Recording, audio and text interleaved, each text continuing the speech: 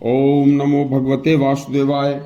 आज का प्रसंग भगवान श्री नारायण के श्री कृष्ण के परम धाम चले जाने के बाद का बड़ा दुर्लभ प्रसंग है। एक बार पूरा सुनना। भगवान श्री नारायण के परम धाम चले जाने के बाद शोकग्रस्त ऋषियों ने यह प्रश्न सूत जी से पूछा था और सूत जी ने सतयुग, त्रेता, द्वापर, कलयुग चारों युगों का संपूर्ण विवरण विस्तार से ऋषियों को समझाया था। सुनिए। सूत जी बोले, सतयुग में सभी मनुष्य सात्विक, धार्मिक होते थे, सत्य धर्म का पालन करते थे। सभी मनुष्य भय मुक्त थे, किसी का कोई शत्रु नहीं था। स्त्री पुरुष के संयोग से उत्पत्ति होती थी। सभी प्रजा सात्विक आनंद से संपन्न थी, कहीं उत्तम और अधम का कोई भेद नहीं था। सतयुग में सभी मनुष्यों का सुखी व सुंदर शरीर निरोग था, प्रजा शोक रहित थी। सतयुग के प्रभाव से सभी मनुष्य सतगुणी, एकांत प्रेमी, ध्याननिष्ठ, धर्मनिष्ठ, तपोनिष्ठ और भगवान शंकर महादेव के भक्त थे। सतयुग में मेघ स्वयं जलमय होते थे। उनमें जल की इतनी प्रचुरता होती थी कि वह मेघ बिना किसी सहयोग के ही वर्षा कर देते थे। उस समय मेघों में विद्युत नहीं होती थी। तब भगवान विष्णु के कहने पर ब्रह्मा जी ने धन्वंतरी के द्वारा बिना बीज के ही ग्रह संज्ञक, मनुष्यों के काम आने वाले वृक्ष, वस्त्रों व आभूषणों से तथा गंध, रस और सुंदर सुंदर स्वास्थ्यवर्धक फलों से युक्त वृक्षों को पृथ्वी पर प्रादुर्भाव किया, पैदा किया तथा पृथ्वी पर अनेक कल्प वृक्षों को पैदा किया तथा बहुत से ऐसे वृक्षों को भी पैदा किया जिनसे कि बिना मधुमक्खी के भी शहद टपकता था, जिससे प्रजा उसे खाकर अपना शरीर हष्ट पुष्ट बनाती थी।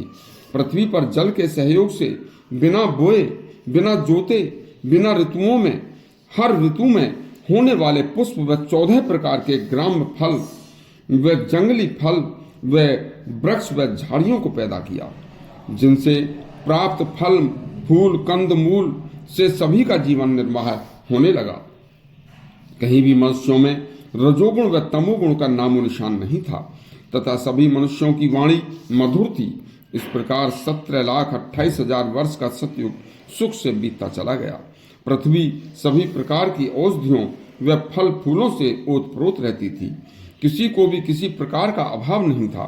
बस धीरे धीरे काल के प्रभाव से सतयुग का आनंद उल्लास नष्ट होने लगा। सतयुग की पवित्र सिद्धियां मनुष्य में लोप होने लगी और सिद्धियों में परिवर्तन होने लगा। मेघों में जल की कमी होने लगी। मेघ विद्युत के प्रभाव से वर्षा करने लगे। मेघों में स्वयं भी विद्युत का प्रादुर्भाव हो गया। फिर पृथ्वी पर उस वर्षा के संयोग से प्रजा के लिए ग्रह संज्ञक वृक्षों का प्रादुर्भाव भगवान नारायण के आदेश पर हुआ। तब प्रजा के सभी कार्य उन वृक्षों से संपन्न होने लगे और प्रजा अपना जीवन निर्वाह अच्छी तरह से उन वृक्षों के द्वारा ही करने लगी और इस तरह 17,28,000 वर्ष का सतयुग समाप्त हो गया और त्रेता युग का आरंभ हो गया। त्रेता युग शुरू होने पर अचानक मनुष्यों में, प्रजा में राग, द्वेष, लोभ का भाव उत्पन्न होने लगा, जिसके कारण दिनचर्या में उलटफेर होने लगा, जिसके प्रभाव से ग्रह संज्ञक जीवनोपयोगी सभी वृक्ष नष्ट होने शुरू हो गए। तब मिथुन धर्म से उत्पन्न सत्य का ध्यान करने वाले प्रजाजनों ने सतयुग वाले सिद्धि सत्य का ध्यान किया और उस सत्य ध्यान के प्रभाव से सभी लुप्त वृक्ष दोबारा से पैदा हुए।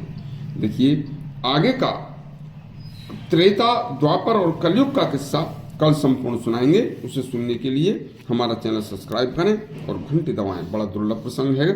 धन्यवाद।